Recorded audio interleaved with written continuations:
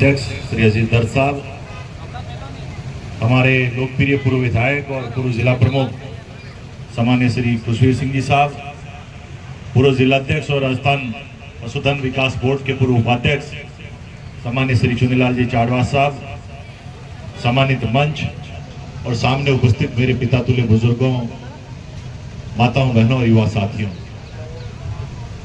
मैं सबसे पहले तो अहमदाबाद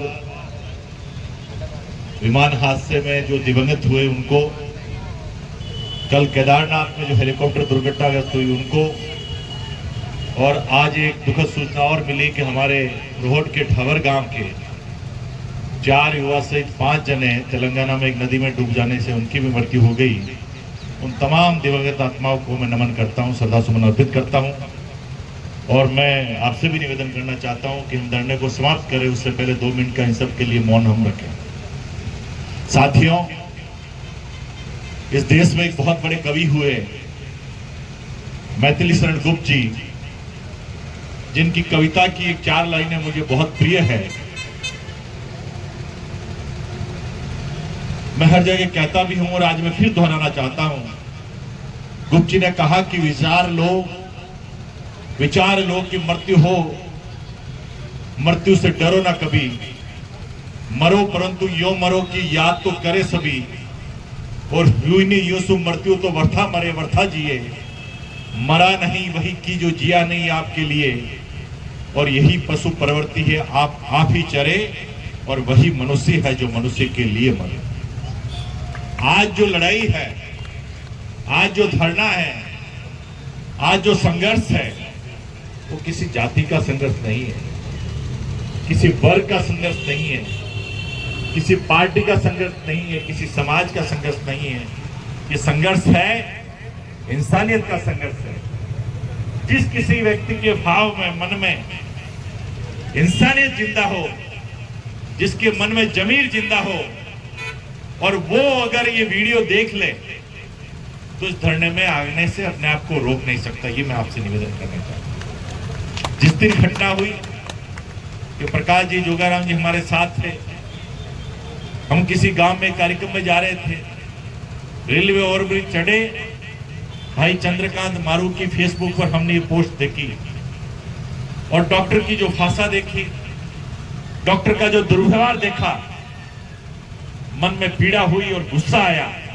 मैंने उसी समय प्रकाश जी को कहा कि गाड़ी वापस लो, सीधे अपन चंद्रकांत से बात करके बांगड़ अस्पताल पहुंचते। हम रेखा के पास आए, चुनीलाल जी और ये सब पहले से वहां मौजूद थे, और उसके तुरंत बाद हम लोग, अजीत दर साहब साथ में थे, सीधे कलेक्टर साहब के पास में आए कि ऐसे दुर्व्यवहार करने वाले, ऐसे अभद्र व्यवहार करने वाले व्यक्ति को उस कुर्सी पे बैठने का कोई अधिकार नहीं है। और वो बात करके हम कलेक्टर साहब के पास, पीड़ा है। और ये कांग्रेस पार्टी के लोगों में अभी कोई कह रहे थे, मैंने सुना था, कहाँ है, सब यही है। उस दिन भी ज्ञापन दिया, महिला कांग्रेस ने भी ज्ञापन दिया, यूथ कांग्रेस ने भी ज्ञापन दिया, और आज सब लोग आप लोगों के बीच में इस लड़ाई में रेखा के साथ कंधे से कंधा मिला के खड़े। पूर्व वक्ताओं ने ठीक कहा कि डॉक्टर को इस दुनिया में दूसरा भगवान मानते हैं, एक तो ईश्वर है, और उसके बाद में हम धरती पे मानते हैं कि नहीं, डॉक्टर है, हम बीमार होंगे, कोई तकलीफ आएगी, डॉक्टर है वो हमारी रक्षा करेंगे। लेकिन जिस रूप में एक मरीज इलाज के लिए उसके अस्पताल में जाता है, और उसके बाद में किस तरह की वो वेशभूषा पहनता है, किस तरह की उसकी भाषा है उसके साथ बात करने की, गाली गलौज, राह चलता आदमी भी बात करने से पहले सोचता है, अरे डॉक्टर साहब, आपको तो लोगों ने भगवान का दर्जा दिया, आपको बात करने से पहले सोचनी चाहिए कि आप क्या बोल रहे हैं। किसी ने कहा कि ये तो किस रूप में यहाँ पे खड़े हो गए, कोई विरोध में आ गए, कोई समर्थन में आ गए। मैं उन सब लोगों से गुजारिश करना चाहता हूँ कि लड़ाई किसी जाति की नहीं है, किसी के खिलाफ नहीं है, ये लड़ाई इंसानियत के है। ये लड़ाई जो गलत करता है उस गलत के खिलाफ खड़े होने की है।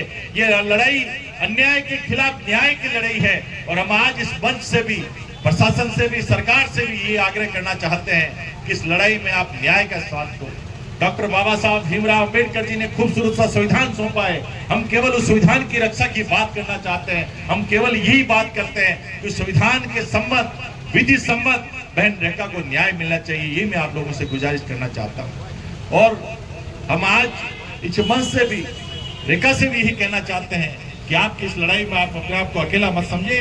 पूरा पाली और इंसानियत के भाव रखने वाले सब लोग इस लड़ाई में आपके साथ में खड़े हैं। आगे जो भी आप लोग इस लड़ाई को और लंबी लड़नी पड़ेगी तो भी हम सब मिलकर तैयार हैं। हमारे वरिष्ठ लोग भी यहाँ पर बैठे हैं। जो आप लोग मिलकर तय करेंगे, हम इस लड़ाई को आगे तक ले जाना चाहेंगे। और मैं तो प्रशासन से भी गुजारिश करना चाहता हूँ कि क्यों आप इस तपती दोपहरी में, धूप में लोगों को बैठा के रखा हो। न्याय की आस में लोग बैठे हैं और न्याय करने में तो कलम जिसके हाथ में होती है उसको देरी करनी भी नहीं चाहिए। ये मैं आपसे निवेदन करना चाहता हूँ। पुनः इस धरने के माध्यम से प्रशासन से ये निवेदन करना चाहता हूँ कि बहन रेखा को न्याय मिले और दोषी के खिलाफ में कठोर से कठोर विधि सम्मत रूप से कार्रवाई हो। पुनः आप सब लोग पधारे। आप सबका बहुत बहुत धन्यवाद, आभार। जय हिंद, जय भारत।